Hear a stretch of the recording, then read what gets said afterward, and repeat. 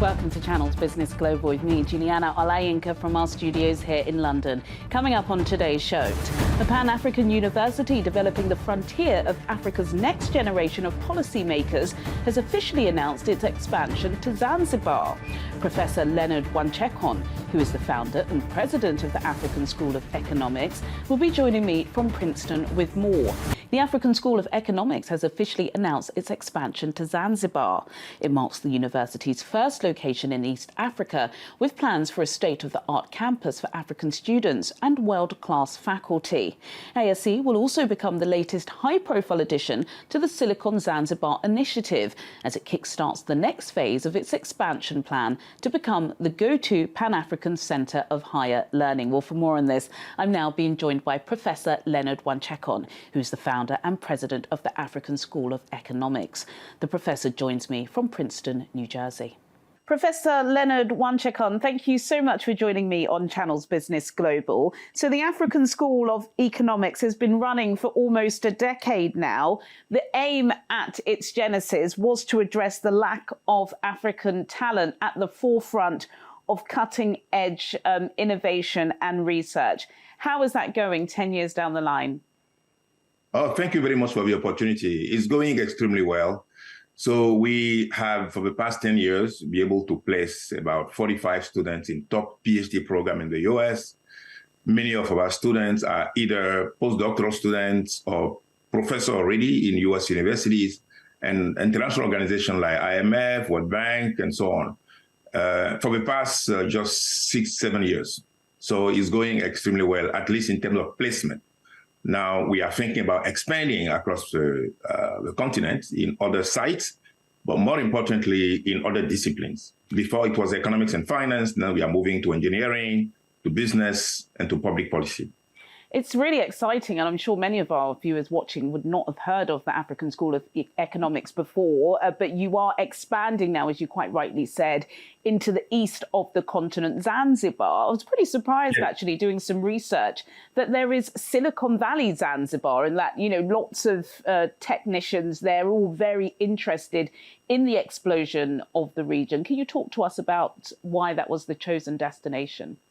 Oh, thank you. So, in fact, it's because Zanzibar is a very, it's a nice place. Not only environmentally, politically, it's a great destination. Have well connected with airlines, but more importantly, is building an ecosystem of tech companies from around the world at Silicon Zanzibar. So, what we try to do is to be at the center of this ecosystem of tech companies. So it's a wonderful opportunity, not only for students, but also for faculty. And we are very lucky to have not only the partnership with my university, Princeton University, which is one of the top universities in the world, but also IIT Madras, which is one of the top engineering schools in India. So ASE, African School of Economics, and the engineering school from India, IIT Madras, being one place in the middle, of a tech ecosystem. I think it will be a wonderful opportunity for the continent and for students and scientists and researchers. Definitely, it is a wonderful opportunity. And as you were talking about Zanzibar being a nice place, I was like, it is a very nice place. It's quite grey and cold, grey and cold in London. So I certainly would love to study there. You did mention, of course, ASE going for 10 years now. Over the past 7 years, you've seen lots of success. Over 15% of graduates have gone on to places, like you said, Princeton, where you are, Harvard University, Penn, Wisconsin, etc.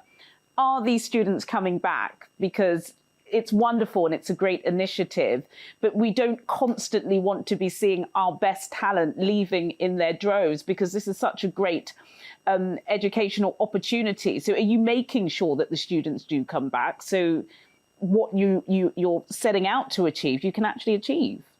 Yes, in fact, two things. First of all, the issue is not just like we don't have enough African academics in particular on the continent. The fact is that the story of Africa, the narrative of African development, is mostly done by others, not by us. So it's very important that we get our students involved in telling the story of African development, regardless where they are, to some degree. Now, it's also true that most of the students are actually working on the continent as a faculty in government, international organization based on the continent, like UNDP, like the World Bank Office, government, and so on.